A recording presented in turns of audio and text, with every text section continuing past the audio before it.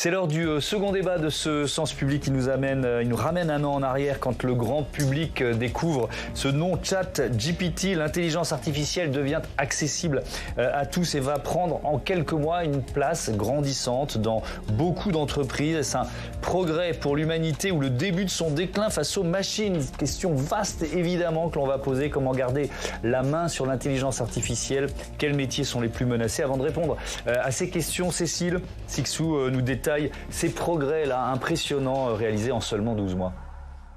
Navigation par GPS, outils de traduction, diagnostics médicaux ou encore assistants vocaux domestiques. Depuis plusieurs années, l'intelligence artificielle est partout et souvent vous l'utilisez au quotidien sans le savoir. Mais il y a un an, une révolution, un tsunami a fait son apparition dans ce monde, ChatGPT. Ce robot conversationnel fort de 100 millions d'utilisateurs permet d'écrire des textes sur n'importe quel sujet ou de simuler des conversations humaines. Et ce, à partir de données trouvées sur Internet. Un bouleversement de nos habitudes. Dessine le Sénat français en 2080. Laurent Alexandre, ancien médecin et auteur de livres sur l'intelligence artificielle, aime s'amuser avec sa dernière version. Comme toujours, il imagine un futur très technologique et avec une adhésion de la totalité de la population. Pour lui, tout va trop vite et il est alarmiste sur l'avenir. Cette intelligence artificielle pourrait dépasser l'intelligence humaine, menacer des milliers d'emplois et construire une société à deux vitesses. L'intelligence artificielle galope beaucoup plus vite qu'on l'imaginait, mais nous ne sommes toujours pas préparés. La réflexion politique, la réflexion de l'école, la réflexion de l'hôpital sur la réorganisation de la société à l'ère de l'intelligence artificielle est totalement embryonnaire. Et on risque une crise sociale, parce qu'une partie importante de la population risque d'être dépassée et il faut trouver des solutions. Parce qu'on ne peut pas imaginer une société à plusieurs vitesses avec des exclus de l'intelligence artificielle. Mais au contraire, pour cette spécialiste de l'intelligence artificielle dans le monde de l'art, il ne faut pas agiter les peurs. On peut demander ce qu'on veut à Van Gogh. Donc, par exemple, qui es-tu? Les chatbots sont une opportunité, à moins d'y mettre des limites. On est à un début de champ des possibles où j'ai l'impression qu'on n'a pas encore découvert tous les cas d'usage, toutes les mises en œuvre possibles de l'intelligence artificielle. Et en ça, c'est une période qui est assez fascinante pour cette raison-là. Après, je pense que justement, dès lors qu'on est dans une phase de constitution d'un écosystème et d'émergence, c'est aussi le moment de réfléchir tous ensemble collectivement pour se dire en tant que société, en tant que citoyen, de quelle façon on estime que c'est désirable ou non d'utiliser l'intelligence artificielle. Limiter les dérives sans pour autant en freiner l'essor. À l'instar de l'Europe, les pouvoirs publics dans le monde commencent à plancher sur des législations. L'humain sera-t-il dépassé par l'intelligence artificielle qu'il a créée? Comment maîtriser cette IA? C'est le thème de notre débat avec Christine Lavarde. Bonsoir. Bonsoir. Bienvenue, vous êtes sénatrice LR des Hauts-de-Seine, présidente de la délégation à la prospective. Olivier Lascar, bonsoir. Et bienvenue, rédacteur en chef du pôle digital de Sciences et Avenir, la recherche, et puis auteur de ce livre Enquête sur Elon Musk, l'homme qui défie la science, qui est aux éditions Alizio Sciences. Jean-Gabriel Ganassia, bonsoir. Bonsoir. Bienvenue, heureux de vous accueillir. Vous êtes professeur d'informatique à la Sorbonne, chercheur au sein du laboratoire de recherche en informatique de Sorbonne Université. Et puis vous avez présidé le comité d'éthique du Centre national pour la recherche scientifique du CNRS, évidemment, en France. Question assez générale, tiens, pour commencer. Et là, on parle de ChatGPT dans sa dernière version, la version 4, qui est quand même beaucoup plus puissante que la précédente. Christine Lavarde, est-ce que vous êtes bluffée par cette dernière génération de cette IA générative, c'est le terme qu'on emploie? Alors complètement. Alors à titre personnel, moi je n'utilise pas ChatGPT ni dans les versions anciennes ni dans les versions modernes, certainement parce que quand on m'a montré un travail produit, j'étais pas vraiment satisfaite et je me suis notamment rendu compte qu'en fait il est capable de produire des mots, mais de là à donner une implication personnelle, et notamment nous qui avons une certaine incarnation, quand on porte un message, ça doit faire référence à ce qu'on pense, à ce qu'on a pu dire avant. Et ça, aujourd'hui, l'intelligence artificielle n'est pas encore en capacité de le faire. Même dans la version 4.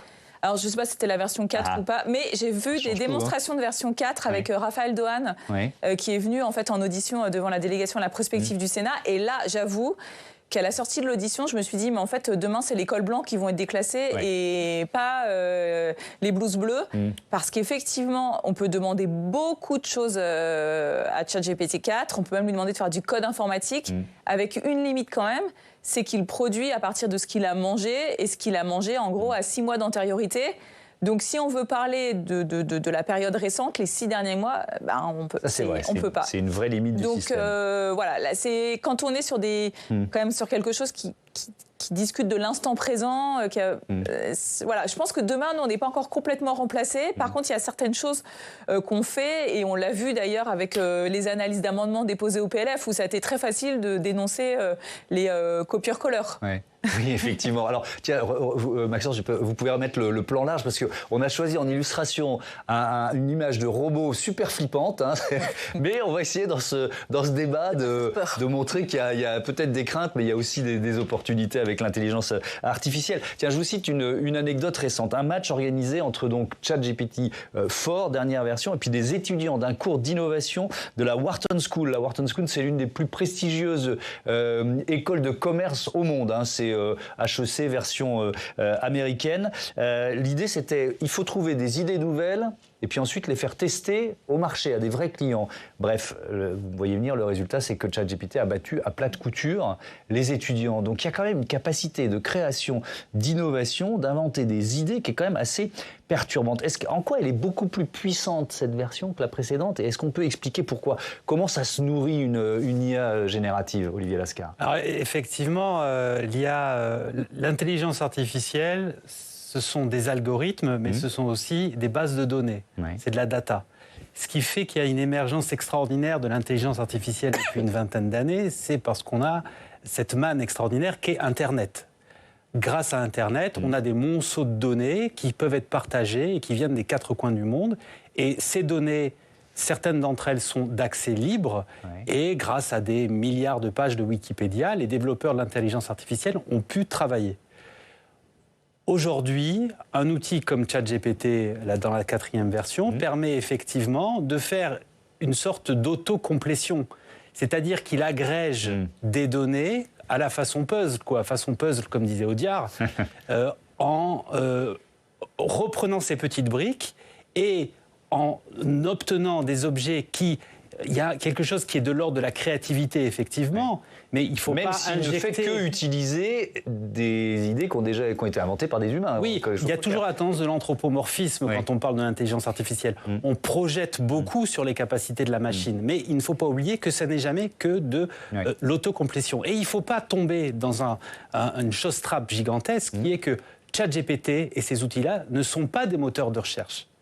Il ne faut pas leur faire confiance sur le fond. On a tendance à les utiliser comme ça. C'est la grande erreur. Oui, il y a des erreurs. Et c'est l'angle mort. Il faut pas tomber là-dedans. Il y a ce qu'on appelle les hallucinations de l'IA. On y reviendra évidemment. Jean-Gabriel Ganassia, il y a quand même, je continue là dans ce premier chapitre de notre débat, à essayer d'évaluer ces progrès fulgurants là, de cette IA générative, en l'occurrence ChatGPT-4, même si on a beaucoup d'autres formes. Par exemple, le ChatGPT-3 avait raté l'examen du barreau pour devenir avocat ou l'examen pour devenir médecin. ChatGPT-4 l'a réussi.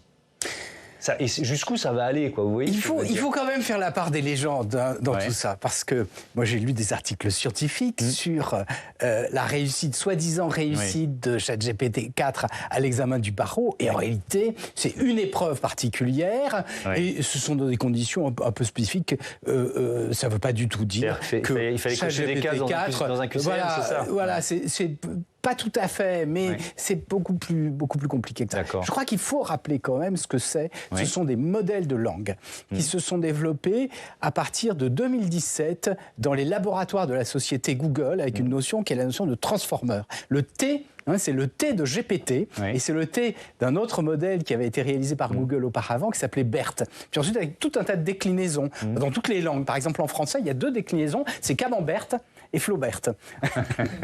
Alors, mis à part ça, qu'est-ce que ça veut dire? L'idée, c'est qu'on met des réseaux de neurones et très gros, qui ont des milliards, des dizaines, des centaines de milliards de connexions.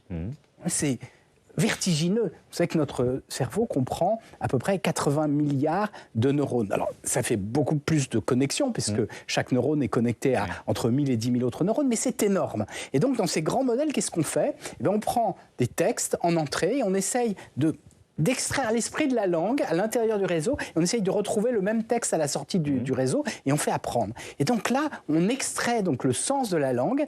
Ça sert dans beaucoup de technologies du traitement de la langue naturelle, les résumés de texte, ce qu'on appelle l'extraction d'entités normées, les questions-réponses, et puis dans la génération de texte, et là, c'est exactement ce qu'Olivier Lascar vient de dire, on essaye d'anticiper ce que va être le mot suivant.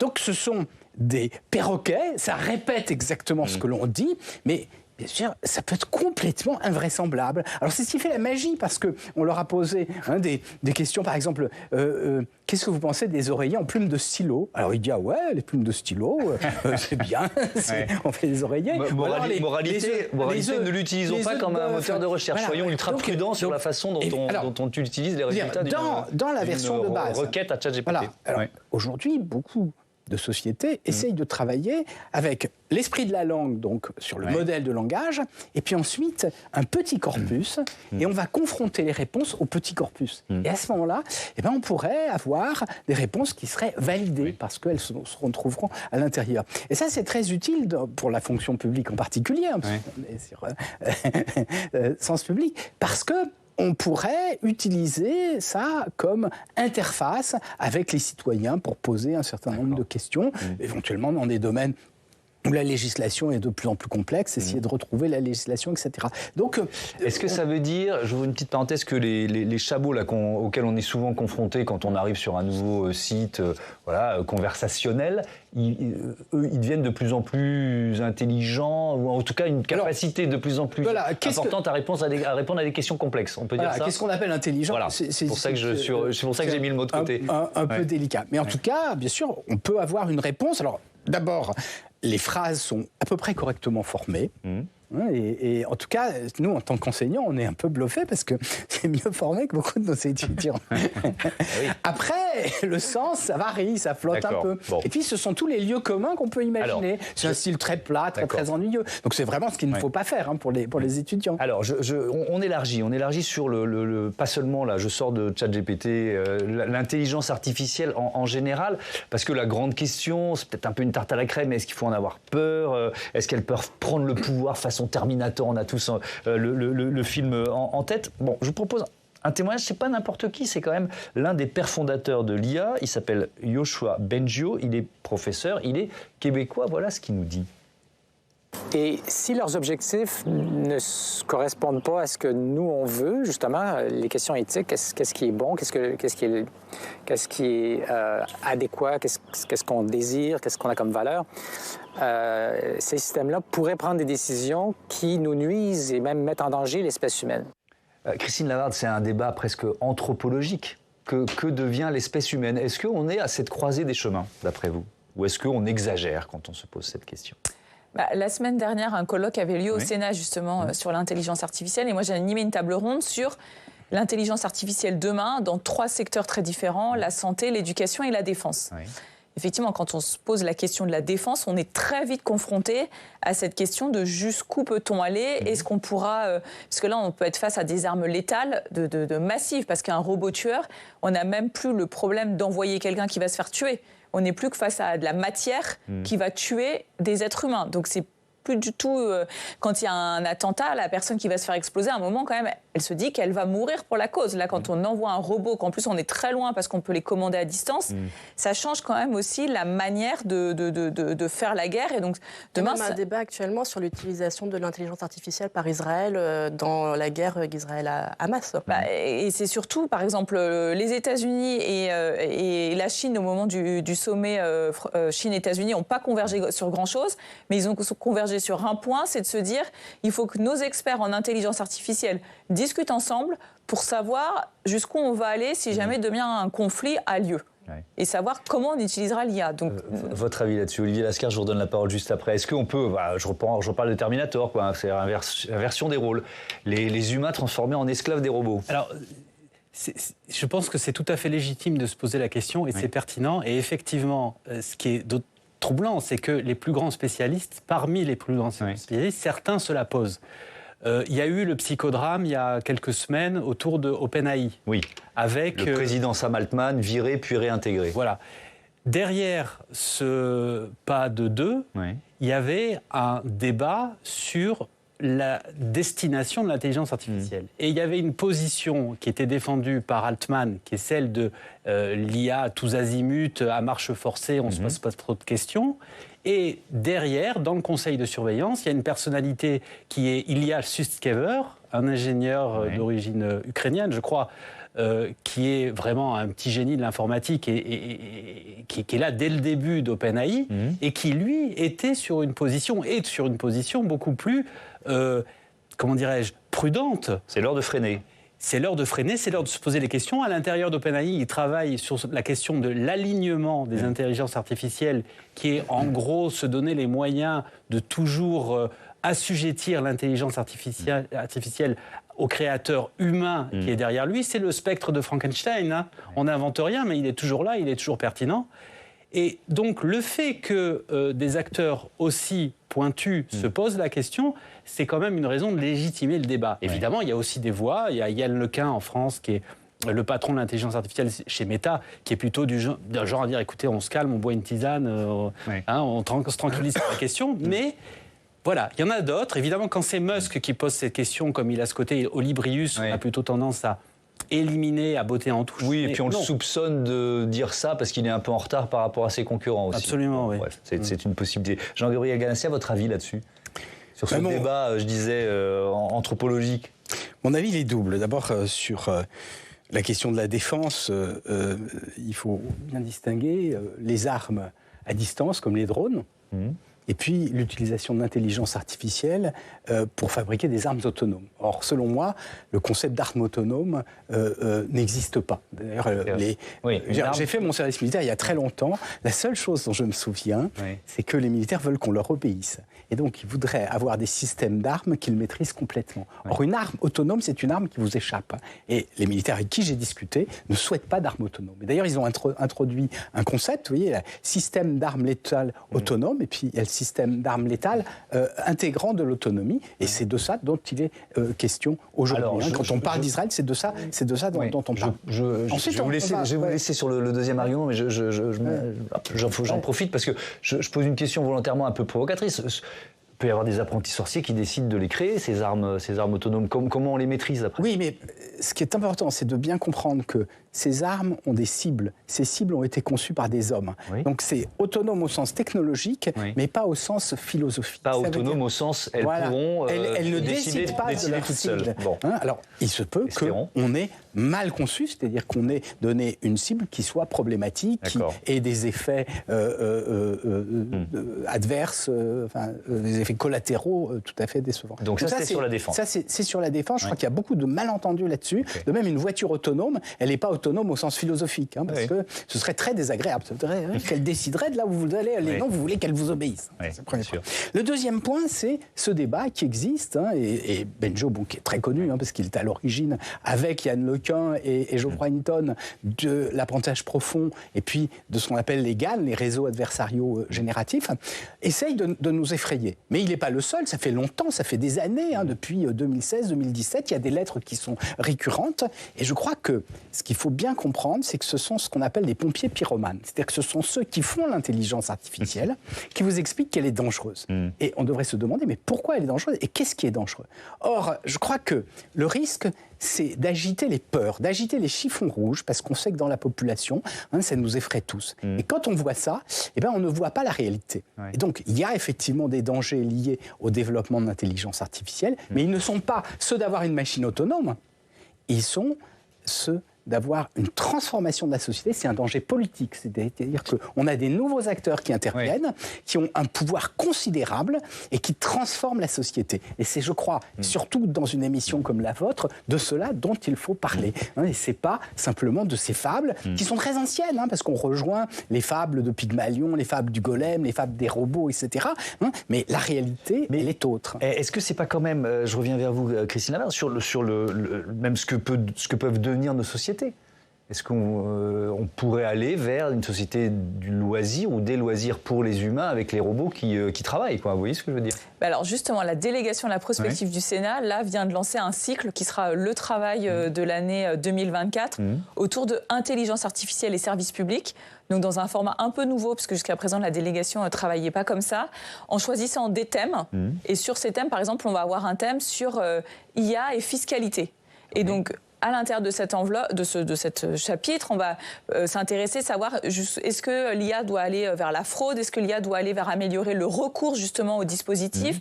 Enfin, on va choisir un angle, donc ça c'est les rapporteurs qui vont choisir. On va s'intéresser par exemple à la question de IA et environnement. Et parce qu'on voit que l'environnement, dans la maîtrise du zéro artificialisation, enfin voilà, ça peut aussi apporter des outils. On va s'intéresser bien évidemment à IA et culture, IA et santé. Mais dans quel esprit? Pour se poser la question de l'évolution des métiers, de ceux qui vont muter, de ceux qui vont disparaître, de ceux qui vont apparaître? Pour se poser la question et d'éclairer, en fait, puisque c'est ça la vocation de la délégation à la prospective, c'est éclairer le politique sur le monde dans lequel on pourrait vivre à horizon. Alors, 2050, mais peut-être même plus près, et donc en élaborant des scénarios qui sont des scénarios de prospective. Donc certains se diront peut-être mais c'est complètement futuriste, et d'autres se diront en fait non, c'est ça qu'on va vivre, et donc il faut s'y préparer. Et donc indirectement, par exemple, IA et santé, on voit bien, on le sait, aujourd'hui l'intelligence artificielle est capable de prédire aussi bien qu'un médecin en regardant des radios, parce qu'à force de lire des radios et d'avoir le diagnostic, il est capable, en rapprochant, de se dire la personne a ça. Et donc la question c'est, est-ce que demain on n'aura plus que des intelligences artificielles qui lisent des radios, ou est-ce qu'on va garder autant de médecins et qui auront, en fait, on sera aidé de l'intelligence artificielle pour avoir par exemple la double lecture gérée par l'intelligence artificielle et redonner du temps médical, du temps humain pour justement ce qui est le dialogue, la communication sur la gestion de la maladie. Et ça, c'est des vraies questions, parce qu'on pourrait avoir une approche à se dire, bon, bah, c'est super, j'ai 3 000 milliards de dettes, bon, qu'est-ce que je veux faire? Je manque de médecins, très simple, et bah, je mets un ordinateur et puis ça va résoudre mes problèmes. Et c'est pas forcément le monde, donc nous, en tant qu'humains, on a envie de vivre dedans. Ce que l'on peut déjà faire avec l'intelligence artificielle, notamment en matière d'image et de son, parmi les promesses sympathiques, en tout cas moi je les trouve sympathiques, la possibilité de dialoguer avec des génies disparus, c'est ce qu'a testé le coprésident du Conseil national du numérique, Gilles Babinet. Il était d'ailleurs auditionné au Sénat, on l'écoute. Khan Academy a fait un truc que j'ai expérimenté qui est vraiment remarquable. Vous pouvez aller sur leur site, je pense que c'est en ligne, mais vous avez des conversations avec des grands personnages de l'histoire. Donc vous pouvez parler avec Marie Curie, enfin tous ceux qui ont beaucoup écrit. Parce qu'évidemment, pour qu'on alimente le modèle, il faut qu'ils aient beaucoup écrit. Donc, on peut même parler avec des gens qui sont des quasi... on n'est pas sûr qu'ils aient vraiment existé en tant que tels, comme Shakespeare. Donc, on a une représentation imagée de Shakespeare. Néanmoins, comme il a beaucoup écrit, on peut avoir une conversation avec Shakespeare.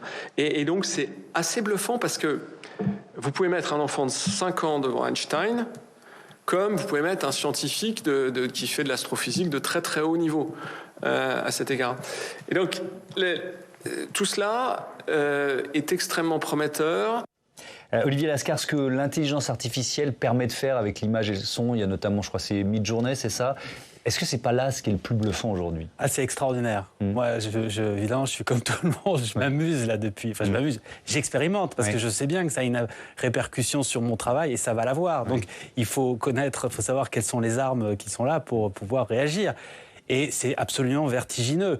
On peut tout faire. Alors moi, ce que je m'amusais ces derniers temps, c'est que je rentrais des phrases de romans. Vous savez, la phrase de Flaubert, vous citiez Flaubert, c'était à Mégara, faubourg de Carthage, dans les jardins d'Hamilcar, la phrase de Salammbô, qui ouvre Salammbô. Vous lui rentrez ça, en 10 secondes, il vous répond, c'est extrêmement stimulant comme projet que d'illustrer cette phrase. 3 secondes plus tard, elle sort, il prend on a un dessin point de vue de la gravure ancienne, on a l'impression dans un vieux livre, pas un Becherel, mais enfin à la même époque, équivalent. Et il n'y avait pas beaucoup de dessins dans les Becherel de ma jeunesse, si je me souviens bien. Vous voyez ce que je veux dire, quoi. On a suffisamment transpiré dessus pour se souvenir que non. Extraordinaire. Et ces capacités sont... alors, Gilles Babinet s'amuse à parler avec Einstein. Moi, je rentre les éditos de Sciences et Avenir et je dis, refais-le moi dans le style Trump. Alors il me dit, vous connaissez cette extraordinaire matière noire qui fait des formidables... Donc c'est absolument vertigineux. Ouais. Et ça pose évidemment la question des métiers qui vont être impactés. Mais récemment, je parlais avec un ingénieur de cette question pour un papier. Il me disait... est-ce que les ingénieurs vont être remplacés? Les ingénieurs vont être remplacés par les ingénieurs qui maîtrisent l'intelligence artificielle. Oui. Ça, c'est certain. La mutation des métiers et notamment la question des médias. On va en parler tout de suite avec Steve Jourdain. Les médias en première ligne, en quelque sorte. Rebonsoir. Steve, parlez-nous de ce bouleversement des pratiques là, pour nos métiers. Je vais vous montrer ça en image. On va voir ce dernier exemple en date avec ce JT entièrement conçu par l'intelligence artificielle. Je suis viré, ça. 10 secondes de chronique, je suis viré. Alors, on est aux États-Unis, donc pour l'instant, vous n'êtes pas concernés. On est aux États-Unis, il n'y a ni présentateur, ni chroniqueur, ni reporter de terrain, ou plutôt si. Il y a tout ça, mais ils sont entièrement fake, entièrement créés par l'intelligence artificielle. Regardez. Hello, and welcome to Channel One, a new way of consuming, reporting, and thinking about the news, powered by artificial intelligence. Everything you'll see on Channel One relies on trusted sources and fact-checking. This is Channel One. Military operations against Hamas by Israeli Defense Forces continue in Gaza, with Israeli Prime Minister Benjamin Netanyahu rejecting the idea of a ceasefire in Gaza unless hostages are released. Voilà, ça c'est un teaser. La chaîne va être lancée officiellement au mois de février. Diffusion 24 heures sur 24, 7 jours sur 7. L'objectif de Channel One, c'est de produire des flux d'informations personnalisées. C'est important, Thomas. C'est un peu comme l'appli TikTok. Je ne sais pas si vous avez l'appli TikTok. Votre télé va apprendre de vos goûts, de vos habitudes, de vos préférences. Et grâce à un algorithme, elle sera en mesure de vous proposer un contenu qui retiendra plus facilement votre attention. Bref, le 20h de TF1 diffusé à tout le monde, à la même heure, avec un même contenu. Je suis désolé de vous le dire, Thomas, c'est terminé. Bon, ça fait un moment que j'ai quitté moi aussi le 20h de TF1, si vous voulez. Ce teaser qui a suscité évidemment beaucoup de réactions aux États-Unis. Oui, à raison. Ces fake journalistes peuvent être de formidables véhicules de fake news. Ils ne sont pas en mesure, évidemment, de vérifier eux-mêmes l'information qu'ils transmettent. En France, on se souvient peut-être de ces photos, Thomas, qui avaient circulé sur les réseaux sociaux pendant la réforme des retraites. Emmanuel Macron, pourchassé par des manifestants. Il y avait aussi Emmanuel Macron qui manifestait contre sa propre réforme. Les journalistes avaient assez facilement débunké, vérifié ces fake news, mais parfois, ce sont des journalistes eux-mêmes qui utilisent l'intelligence artificielle. Cette une, on va la voir, du journal du Dimanche Magazine qui a été publié au mois de mai. Michel Houellebecq qui gambade dans les champs. L'idée, c'était de questionner le personnage et l'authenticité de l'écrivain. Ouais, effectivement, belle image, mais créée totalement par une intelligence artificielle. On l'a bien compris. Et ce qui est de plus en plus questionné aussi, Steve, c'est l'authenticité des publications des journalistes. Oui, comment être sûr qu'un article soit écrit par un vrai journaliste? C'est de plus en plus difficile. Des médias ont lancé, pour répondre à ce problème, ont lancé des chartes éthiques de l'intelligence artificielle. L'objectif, c'est évidemment de maintenir le lien de confiance avec la population, avec les citoyens. Reporters sans frontières a par exemple présenté le mois dernier une charte internationale de l'IA dans les médias. On va voir, il y a eu 10 points qui ont été publiés. Parmi ces 10 points, il y a notamment cette idée que le jugement humain doit rester central dans les décisions éditoriales ou encore que les médias doivent aider la société à discerner avec confiance les contenus authentiques et synthétiques. Cette chronique que vous venez d'entendre, je vous assure, elle est originale, elle est authentique. C'est un peu moins le cas de la vidéo que vous allez voir. C'est une bonne annonce d'une excellente émission sur Public Sénat. Regardez. Forget everything you know about politics. Imagine that she could tell her story differently. Immaginate un modo nuovo di raccontarlo. Nuova stagione, tutti i fine settimana su Public Senate. Sabato alle 19 su Public Senate. Voilà, je ne parle pas assez langue, je vous ai épargné le turc et l'espagnol. Mais voilà. Ça a pris quelques secondes, minutes pour utiliser à partir d'une vraie bande-annonce. On envoie le flux. De l'envoi les flux et c'est revenu en version dans toutes les langues que l'on veut. Enfin, je remarque quand même que vous avez choisi, pour illustrer la chronique, votre propre émission, ce qui est totalement égotique. Et ça, c'est parfaitement humain. Vous voyez ce que je veux dire ? Une intelligence artificielle ne l'aurait pas fait. Merci beaucoup, Steve, pour cette explication qui était effectivement assez édifiante. Jean-Gabriel Galassia, ce qu'on vient de voir quand même, la vidéo, donc vidéo français, traduite en... Enfin, là, il y a un métier qui disparaît. Traducteur. D'un côté, il y a des métiers qui disparaissent. Non, mais il y en a qui vont se créer. Mais il y a de nouveaux métiers qui se créent. Oui, ça, je suis d'accord avec vous. Ce ne sont pas tant les traductions qui disparaissent. Il y aura de plus en plus de traducteurs. Je pense qu'il y aura de plus en plus de choses à traduire. Mais il y aura des tâches. Une partie de la tâche. Pardon, je ne comprends pas votre argument. Parce que là, en l'occurrence, il n'y a pas eu besoin d'un traducteur. C'est de l'interprétation, mais je ne suis pas sûr qu'on interprète tout. Enfin, je ne suis pas aussi effrayé que ça. Je pense que les métiers évoluent. Parce qu'il y a un certain nombre de tâches qui se font automatiquement. Par exemple, je suis certain qu'il y aura toujours des illustrateurs. Simplement, bien sûr, une grande partie des illustrations pourront être faites automatiquement. Donc, effectivement, l'évolution du travail, c'est une question difficile. Et puis, une étude rétrospective montre qu'il y a moins de chômage aujourd'hui en France qu'il y en avait il y a 20 ou 30 ans. Or, il y a plus d'automatisme. Les pays où il y a le plus de robots sont les pays où il y a le moins de chômage.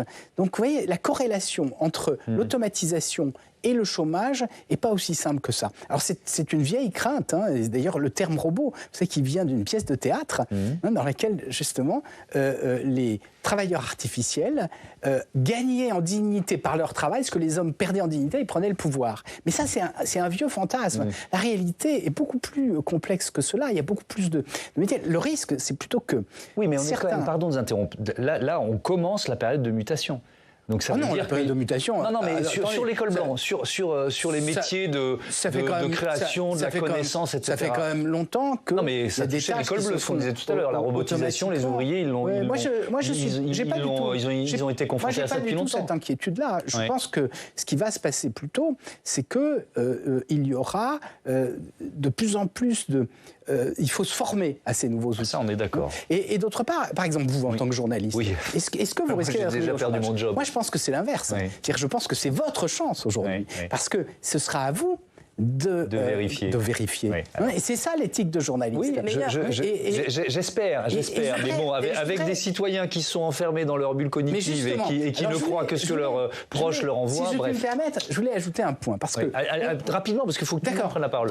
Alors, on craint avec cela qu'il y ait des nouvelles fausses. Mais je pense que le grand danger n'est pas là. Le grand danger, c'est ce que vous venez de dire, c'est que les citoyens sont enfermés dans une bulle et que chacun ait sa propre information, c'est le ciblage, ça utilise de l'intelligence artificielle et que ça conduise à une société de plus en plus fragmentée. C'est que l'espace public disparaisse. C'est ça, je pense, l'enjeu majeur pour le futur. Olivier Lascar, le métier de journaliste, c'est d'aller sur le terrain, d'aller rencontrer des sources, des humains, de comprendre ce qu'ils nous disent et de le rendre intelligible pour les autres. On est bien d'accord, c'est une définition un peu basique, mais c'est ça. Ça, un robot ne pourra pas le faire. Non, il ne pourra pas le faire. Il pourra aider grandement le journaliste à le faire. Parce que quand on va sur le terrain et qu'on interviewe Pierre-Paul et Jacques, on rentre à la rédaction avec des monceaux de notes.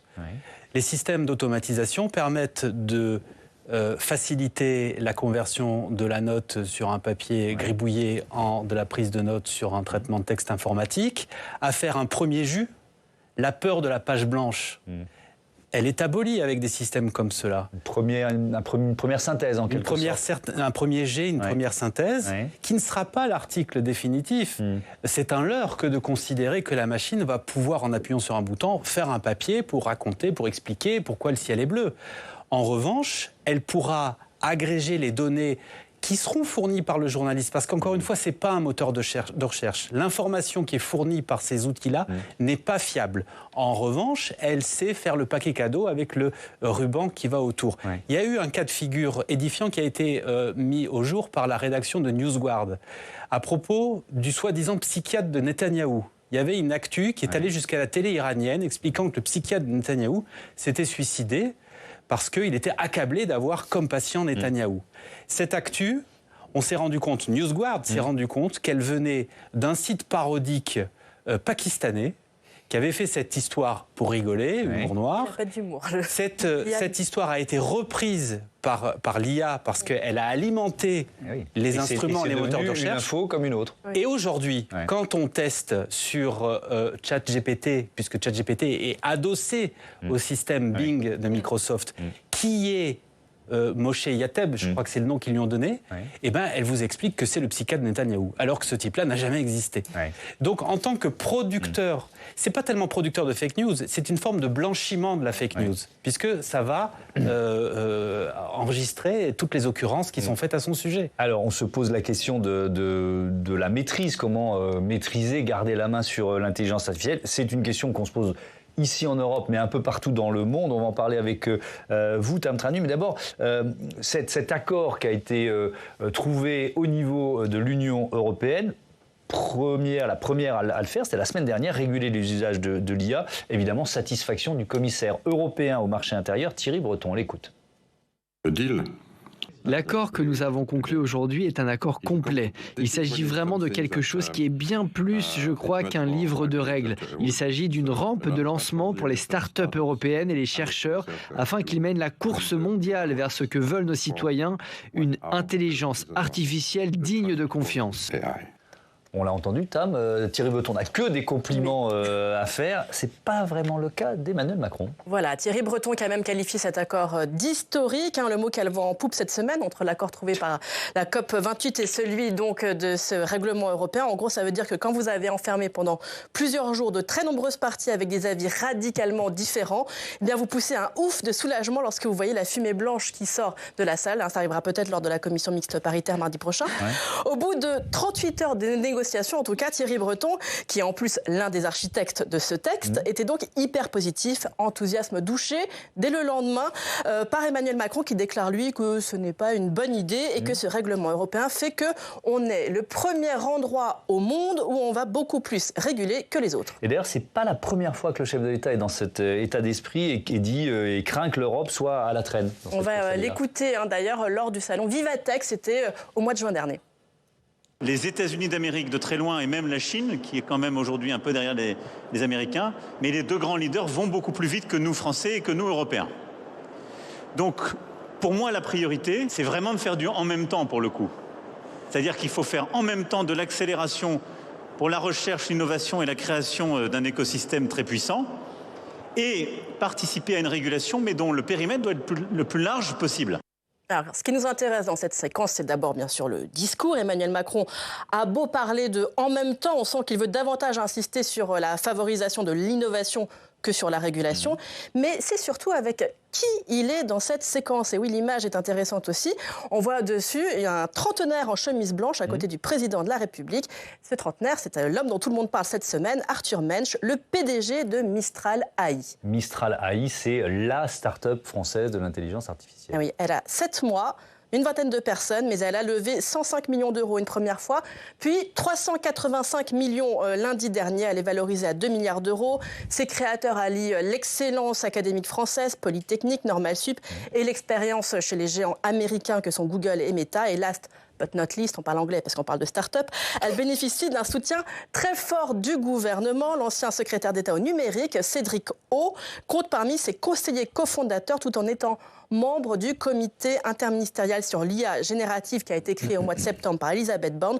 De quoi assurer le relais de ces messages au plus haut, notamment ses grandes inquiétudes à l'égard du nouveau règlement européen. L'exécutif français serait-il tenté de céder au lobbying de cette start-up ? C'est ce qu'a dit Thierry Breton. Il a parlé de ce lobbying, il a dit attention, cette licorne française œuvre pour ses intérêts particuliers et non pour l'intérêt général. Alors évidemment, le gouvernement, il n'a qu'une crainte, que trop de régulation tue cette licorne dans l'œuf ou lui fasse quitter l'Hexagone. On peut tempérer un petit peu les craintes. Il faut quand même rappeler qu'encadrer l'IA, ce n'est pas qu'une lubie européenne. Il y a eu le premier sommet mondial sur les risques de l'IA au mois de novembre. Il y a Joe Biden qui a commencé à encadrer l'IA aux États-Unis. Même le pape, aujourd'hui, a appelé à réglementer l'intelligence artificielle. Alors, est-ce que les start-up françaises et européennes crient avant d'avoir mal, ou est-ce que leurs craintes sont fondées? Bon, l'avenir le dira. Avec une touche d'espoir quand même pour conclure, Thomas, l'Europe compte aujourd'hui plus de talents hautement qualifiés sur l'IA que les États-Unis. Moralité, eh bien, si le règlement européen tue quelques entreprises, nous avons normalement suffisamment de cerveau pour en créer de nouvelles. Oui, on va en débattre de ça. Peut-être d'abord un avis général, Christine Lavarde, sur cette loi européenne sur l'IA. Elle était nécessaire, il faut réglementer. C'est peut-être déjà un peu tard. Alors je pense qu'elle est nécessaire, pour donner confiance aux citoyens. Moi, je l'ai vu pour un autre travail que j'ai mené à la délégation à la prospective, qui était à la sortie de la crise du Covid. Et on avait travaillé sur l'usage des outils numériques dans la gestion de crise. Et comment, si on avait mieux utilisé le numérique, on n'aurait peut-être pas eu besoin d'avoir son petit formulaire papier qu'il fallait remplir à chaque fois qu'on voulait sortir en bas de chez soi. Et ça a donné un sentiment de rejet très très fort. Enfin, le rapport a vraiment été manipulé, instrumentalisé par certains pour dire mais stop, c'est la fin de la liberté, c'est le crédit social à la chinoise, ils sont complètement fous au Sénat. Parce qu'il y a toujours eu en fait une crainte du citoyen, mais c'est très ancien, hein, ça date pas que des années 2000, même quand on était dans les fiches papier, c'était déjà ça. La surveillance de tous. Exactement. Et donc en fait, on a le sentiment que quand l'intelligence artificielle hier est utilisée par le secteur public, par la puissance publique, tout de suite c'est non. Alors même que les premiers qui criaient ça étaient en train de nous traîner dans la boue sur les réseaux sociaux. Donc sur les réseaux sociaux, finalement, ils exposent certainement beaucoup plus leur vie que ce qu'ils n'auraient pu le faire un outil public qui leur aurait permis justement de pouvoir circuler. Donc il faut arriver, si on n'a pas de cadre, si on ne montre pas que la puissance publique quand même s'intéresse aux dérives, plus personne n'a confiance, je pense, dans le système. Ouais. Et avec effectivement cette question, l'équilibre entre du contrôle, mais qui soit pas trop strict pour pouvoir laisser des entreprises européennes grandir. Olivier Lascar, il faut, effectivement, vous l'avez dit, Tam Misralahi, c'est valorisation plus de 2 milliards de dollars. Enfin, ça reste un lilliputien face aux géants américains. Il faut savoir de quoi on parle. Et puis les couteaux, de valorisation. là-bas, les couteaux sont tirés du côté des GAFAM. Je veux dire, il faut se rendre compte de la fureur que ça a déclenché, l'avènement de ChatGPT en novembre 2022. Là, ils sont à qui sortira le plus vite sa propre formule, parce que c'est un combat à mort qui s'est engagé. Et donc, ils dépensent énormément d'argent pour le faire. Les sommes que Microsoft a allouées en fait en équipement, en serveurs informatiques qui permettent à OpenAI de fonctionner, c'est de l'ordre de 10 milliards de dollars. Donc c'est phénoménal.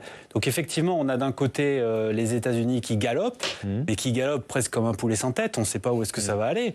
Et de l'autre, on a l'Europe championne de la législation. Elle est nécessaire, je pense, cette législation. Mais effectivement, elle a 2 écueils. Le premier, c'est que les entreprises ne puissent pas se servir des outils à disposition. Par exemple, le Gemini, la solution d'intelligence artificielle de Google, elle n'est pas ouverte en Europe parce que c'est trop compliqué.